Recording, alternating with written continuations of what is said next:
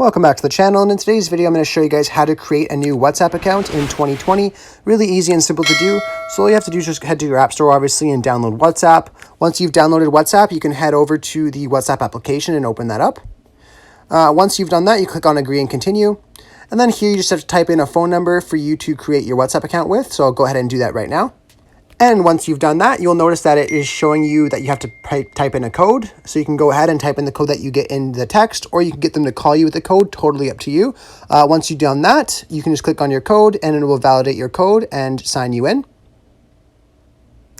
And as you can see right here, I can add a name. So I can just do a name, just do my channel name.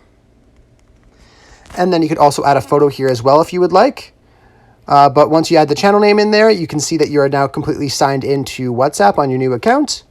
I hope I was able to help you guys out with this tutorial. If I was helpful, be sure to leave a like and subscribe for more videos. Thanks for watching.